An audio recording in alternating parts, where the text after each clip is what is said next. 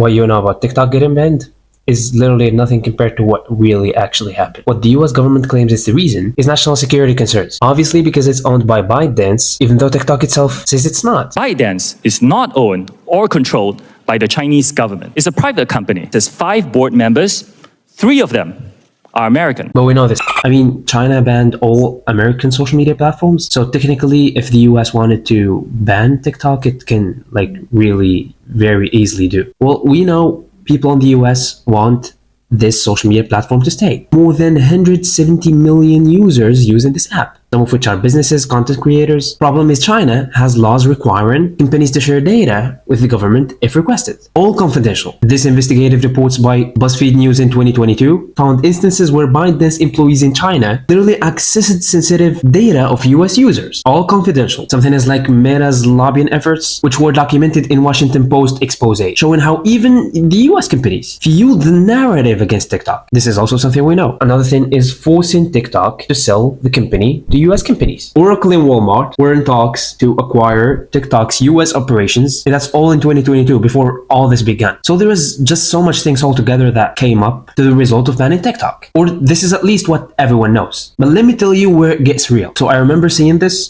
TikTok's ad revenue in the US was projected to surpass Twitter and Snapchat combined. And ByteDance's algorithm development was also labeled as leaps ahead of the algorithms US companies have. Now the US has dominated global tech ecosystems with companies like Google, Facebook, Apple. So TikTok's rise symbolizes a shift in digital power. Because TikTok isn't just a social media app. It's an entire ecosystem controlling global trends, music, and even political conversations like we saw with Palestine and Israel. If you remember in 2020, the US choked Huawei to death. It restricted its 5G technologies and every other technology they came up with. And it's not just Huawei. Companies like ZTE and other tech giants too. So you could say TikTok became the scapegoat for a broader tech war to ensure the US retained its dominance, just like it did before with semiconductors and 5G. So the ban wasn't just on TikTok. This Wall Street investigation was published in 2021, and it reveals that TikTok's algorithm could quickly trap users into harmful content, such as eating disorders or extremist content. So the inability of US regulators to independently have control over these things, which is where I have a problem here with, because they haven't done the same thing with Meta's products, unless they're literally saying to everyone that, yeah, we have that much control over these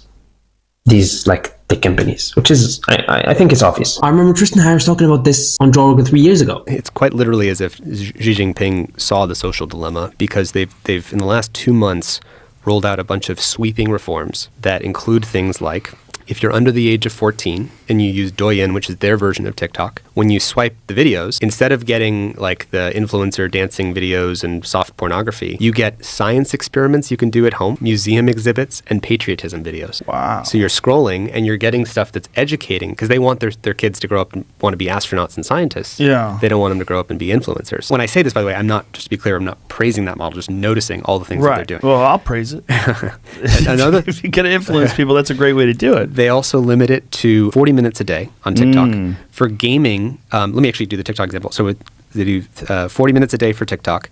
They also, when you scroll a few times, they actually do a mandatory 5-second delay saying, hey, do you want to get up and do something else? Like, because when people sit there infinitely scroll, even Tim Cook recently said mindless scrolling, which was actually invented by my co-founder of the Center for Humane Technology, Asa Raskin. He was in The Social Dilemma. He's the one who invented that infinite scroll thing.